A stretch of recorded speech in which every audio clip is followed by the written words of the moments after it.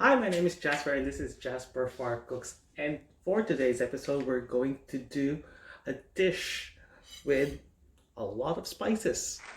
So when I think of spices, I always think of curries.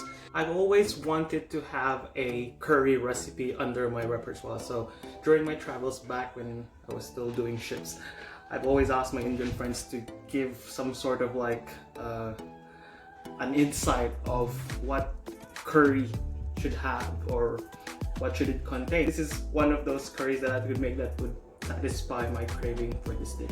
So for starters, here is my array of spices. So we got coriander, cumin, a tiny bit of cinnamon, less tiny bit of cloves, and some turmeric, and of course some salt and pepper. You can of course add some chili peppers if you want to give them some heat, but we're skipping that for today because of you know who. Not me. I think the most tedious part of doing this dish is the cutting of onions. So there are lots of ways in there. You can actually grate them to some extent, but I like my onions chopped, so I would like to start with some oil. We're gonna cook these onions.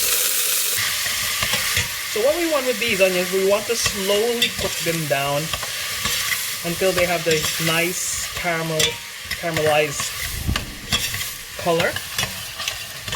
So we don't want to cook this like how we saute it. We just want to slowly cook this down until we render all those nice flavors. Put a bit of salt just to help that process. This will take for about 5 to 7 minutes in about medium heat. So when we reach this stage, when the onions are starting to turn a little bit brown, we'll put our garlic. So this is about 12 cloves of garlic. Chop. Right, once we get to this stage, you can see that the caramelization is very dominant. So it's time now to add the tomato. So these are 3 medium-sized red tomatoes, just diced. And then we're gonna cook this again until it becomes tasty.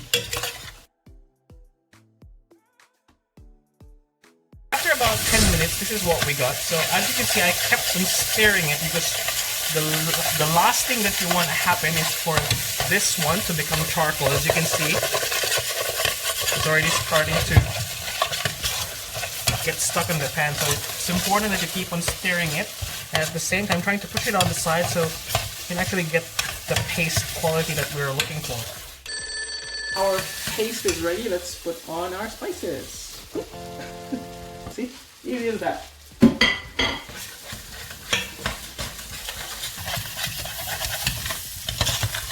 What we're doing at this stage is we're cooking the spices, so that this is very important because the last thing you want as well is the taste of raw spice.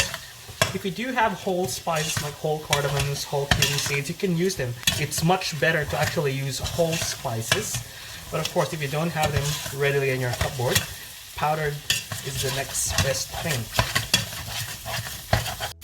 So we're just gonna add a little bit more oil to help it cook out.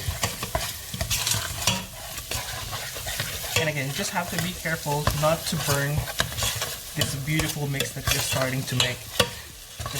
Just leaving it for a few seconds without any supervision and it will all turn into charcoal. You can start cooking the chilies at this point as well.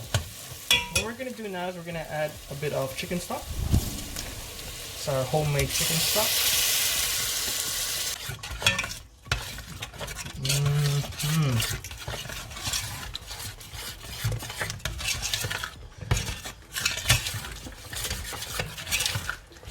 And then let's add our chicken.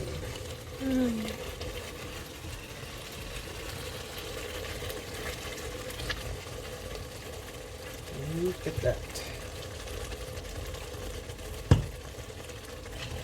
Just slowly mix this around.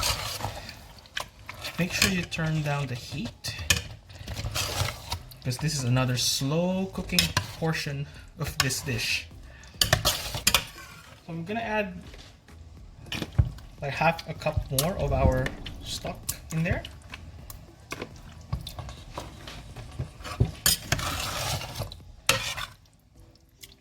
And we're gonna cover this and bring this to a boil and then lower it down to a simmer.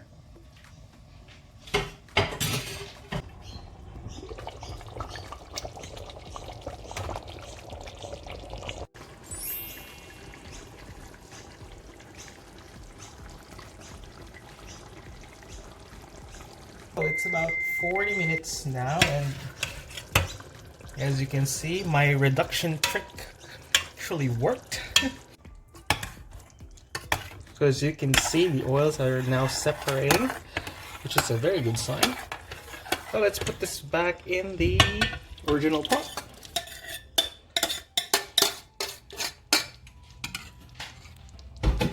Now we're gonna bring this to a boil, and then we are about to finish. So let's add, to make it richer, 2 tablespoons of plain yogurt.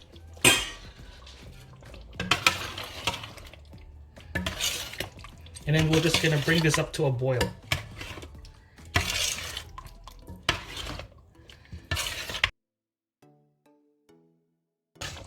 Lastly, let's finish this up with some coriander. Oh yes. Look at that. This is ready to go to our table. We'll just finish this up with some more cilantro on top, and there you go, guys. This is my version of a chicken curry. Let's dig in.